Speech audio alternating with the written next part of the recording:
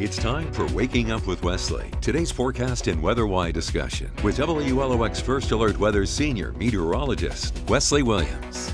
Waking Up with Wesley is sponsored by Exclusive Auto Brokers. For the best deals on wheels, visit Exclusive Auto Brokers on Beatline Road in Long Beach. All right, everyone, good morning. I'm Senior Meteorologist Wesley Williams. Thank you for waking up with Wesley. So today, we're going to talk a little bit about lightning, right? Because I'm sure you've probably had a little bit of that so far this week, as we've seen daily rounds of showers and thunderstorms so far this week, each day. And yeah, some of the lightning has certainly caused impacts in parts of our area. So we're going to take a look at some of the viewer pictures that have been sent to us of that and talk a little bit about the science behind lightning and, you know, what causes those lightning bolts to form. So without further ado, let's take a look at some interesting information. So, you know, you always wonder, what are your chances of getting struck by lightning?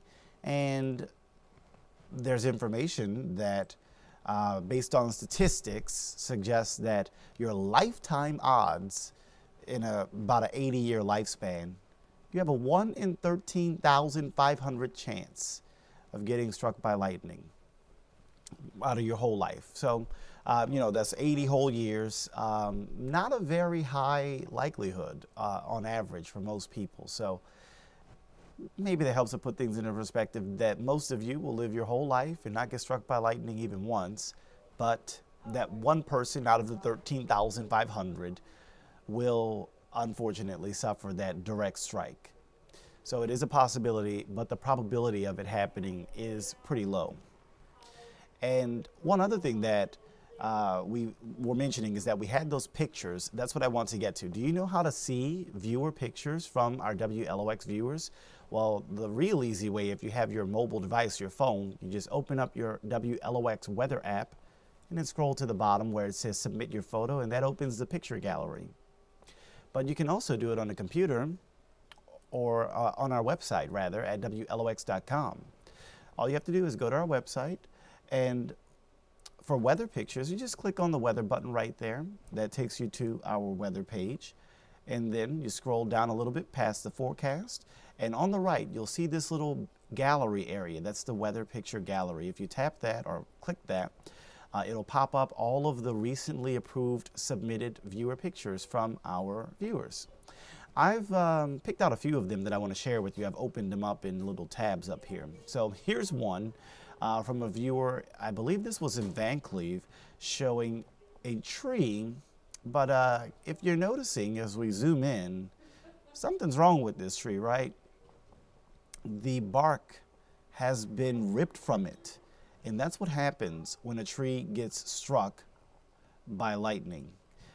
You can get that very incredible view of the bark just stripped and all of that exposed inner wood of the tree there. They took a couple of pictures of that. So here's a second angle. Probably knocked some of the limbs off of this tree as well. You know, it's a lightning bolt that strikes is very powerful, so it can do some incredible things. That's why it's so important when thunder roars to go indoors. I share another lightning fact with you here. We mentioned the probability earlier, but take a look at this. Lightning is actually hotter than the surface of the sun, if you can believe that. It can reach temperatures of 50,000 degrees Fahrenheit. Now that sounds incredible, but it makes sense when you think about it. For example, the lightning that hit this tree, it only lasted for a fraction of a second. Like not even the time you can count one Mississippi. The lightning is already gone. It was gone probably before I even pronounced the M in Mississippi. So it happens very quickly. But in that very, very small, tiny fraction of a second, that tree was exposed to temperatures upwards of 30,000, maybe upwards of 40,000 degrees Fahrenheit. And so even in just that little bitty amount of time, you can get this incredible damage. That's the power of a lightning bolt. And you might be wondering, you know, what causes this stuff? Well, we did a little mini science lesson on Good Morning Mississippi, and we'll do it again for you here on Waking Up with Wesley. So we talked about how lightning forms. And when you are reading about this stuff, there's a lot of technical jargon, technical terms that you can get into, the stepped leader and yada yada. I'll just try to keep it kind of simple and just give you a basic overview. So in a thunderstorm cloud, because as the cloud grows, there's all of these particles that are moving every which way, water particles, droplets and such. They can develop little charges along them. And toward the top of the thunderstorm cloud, you can get these positive charged particles. And at the bottom of a cloud, you get these negative charged particles. And what happens is opposites attract, right? And when you have that positive attracted to the negative, boom, that's when the lightning occurs. But it's not just in the cloud that lightning can happen. Obviously, we know that lightning happens down here on the ground too, from the cloud to the ground. And how do we get that? Well, we've got 4 little steps here in a little diagram that we're going to show you. So step 1 on the left, the positive charges are just down on the ground. But that negative charge at the bottom of the cloud begins to come down as it is being attracted to those positive charges. And so step 2, now the positive charges are lifting up from the ground and climbing up the tallest thing that they can find as they're being attracted closer to the bottom of this thunderstorm cloud where those negative charges are. So you have 2 things happening at once, the negative charges coming down out of the cloud, but also the positive charges reaching up a tall object on the ground. In this case, a tree, but it could also be a building, or if you are standing in the middle of a blank field, it could be you in your body. But in most cases, 9 times out of 10, you are not the tallest thing around. 9 times out of 10, there's always going to be a building or a tree or something else not too far from you that is obviously going to be taller than you. So step 3, now we have this connection where the positive charges have reached the top of the tree. The negative charges from the cloud, bottom of the cloud have come down, and they're basically reaching the top of the tree as well. And this process actually repeats several times along the same path, causing a flicker. When the negative charges reach the positive charges, sometimes that lightning kind of flickers a little bit. And then in the final step, step 4 out of 4, you have the positive charges reaching all the way up to the cloud. And that's the return stroke you actually see. You don't really see the one that comes down, but you're actually seeing the return stroke. And it travels at 60,000 miles per second. That's why it's so fast. And all of this whole process from beginning to end happens in less than 1 second. So it's a very fast thing. Now, here's a look at the different types of lightning that you can have. So first of all, here's a big thunderstorm cloud, and then there's a separate cloud over here. Can cloud A put a lightning strike to cloud B? Yes, that's called inter-cloud lightning or cloud-to-cloud lightning, which is actually pretty uncommon. But what about inside of the same cloud? Can cloud A put a lightning strike inside of cloud A? Yes, that's called intra-cloud lightning, and it's actually very common. It's one of the most common lightning types to actually see. And then you have this negative cloud-to-ground lightning. And that's actually pretty common, where the cloud comes down to the ground, the lightning comes down. Now, you can also have where that's the negative from the cloud going to the positive on the ground. But sometimes you can have where the positive from the top of the cloud can come all the way down to somewhere on the ground where maybe a negative charge developed. That's also uncommon to see, a cloud to ground positive strike. So a bunch of different types of strikes of lightning there. So hopefully you kind of got your little science lesson about how lightning forms. Now you're better informed about that information.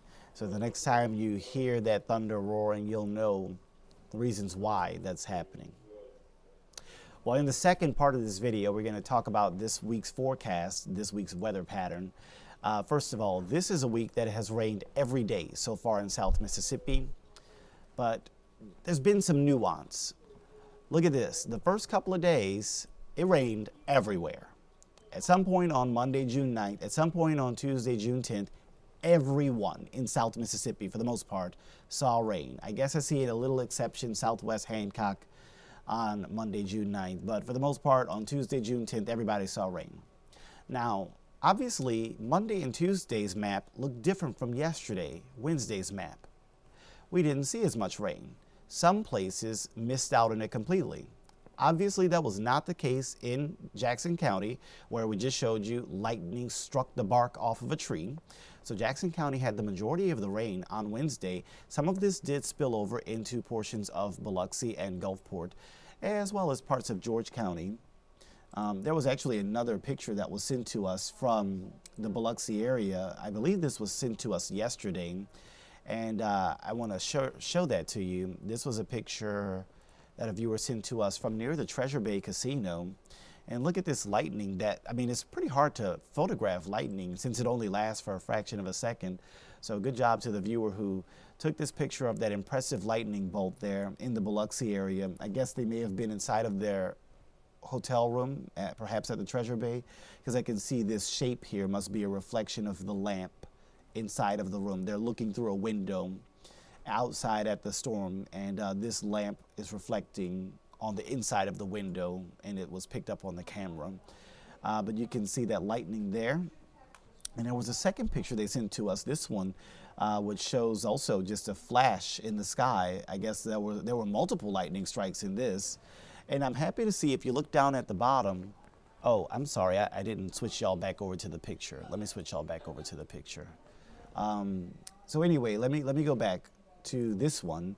I was talking about this lamp as a reflection in the window of the hotel. So that's what you're seeing there, this shape.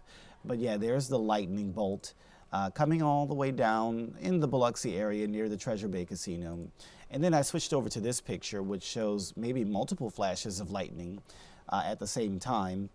And I was going to say, I'm happy to see that no one was in the pool at this time. Well, for the most part, I guess I see maybe someone is getting out of the pool, maybe, as we are seeing a thunderstorm in that area at that time. So always, like I said, a good idea when thunder roars to go indoors.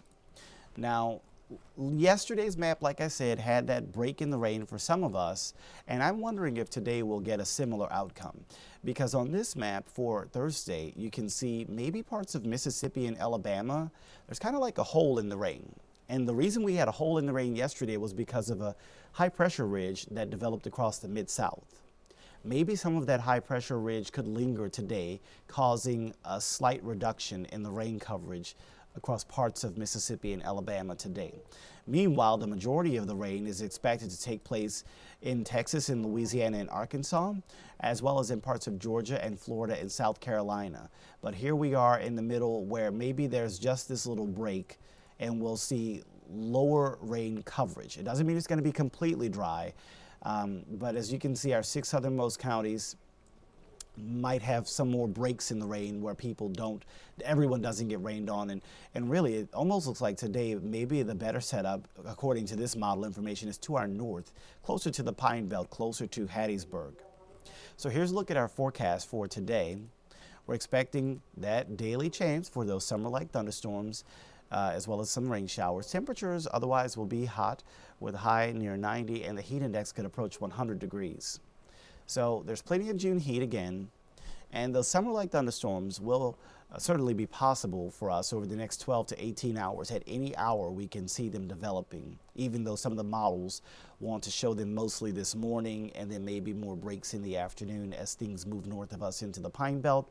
But I'm not completely sold on the models because they haven't always been getting a good handle on the exact timing and position of the rain this week. This unsettled pattern is expected to actually continue into the upcoming weekend. This is kind of the setup here. We've got that low that's swirling over Texas. Can mark it here with our map. There's actually a couple of them. There's a surface low down here, but then there's kind of an upper low that's forming just to the north of that. So you got a couple of different swirls that you are seeing on that satellite and first alert radar. Ahead of the surface low, it has kicked up this large area of showers and storms over parts of Texas. I'll use a red arrow to circle that, a red circle rather, to highlight that. So a large area of showers and storms that are generally rotating counterclockwise around that low. You know, you have this parent low circulation up here. Wind circulation around that is counterclockwise. So generally, that rain would like to be steered certainly eastward, maybe even to the northeast around that low circulation. Now, sometimes those clusters of storms, if they get to be too bulky, they will ignore such steering circulation, and it will just kind of just meander out into the Gulf. We'll see what eventually happens with that. But the bottom line here is that this is going to be a general region anywhere near and to the east of that low where the weather is going to remain fairly unsettled, and it will be easy for rain and storms to form. One other reason why is because not only is that low west of us, but we have a high east of us. Both of those systems work in tandem to pull high amounts of atmospheric moisture from the Gulf, and that makes rain very easy to form. So this is our futurecast, which shows rain located in or near our region today as we are still east of that low. Take a look at Friday, another day that features rain in or near South Mississippi as we are still to the east of that low. And then take a look at Saturday where, you guessed it, rain will be possible in or near our region as we are still technically just to the east of that low's longitude. Now by Sunday, that low might begin to move toward our east, and that might begin to unlock a change in our weather pattern heading into next week. We'll be monitoring those changes in the long-term forecast. There still are a lot of details to nail down going to Father's Day Sunday and beyond, but there is a possibility of our weather to trend away from being hot and wet like it has been this week toward just being hot at some point next week. Maybe that change happens as early as Tuesday, maybe it happens toward next Wednesday or Thursday, but eventually I do expect for the weather pattern to trend less wet and instead to trend toward a hotter pattern toward the middle or end of next week based on the latest information we have. Well, that'll do it for this Thursday edition of Waking Up with Wesley. I've been Senior Meteorologist Wesley Williams. Thanks for watching, and we will see you again next time. Take care. Waking Up with Wesley has been sponsored by Exclusive Auto Brokers. For the best deals on wheels, visit Exclusive Auto Brokers on Beatline Road in Long Beach.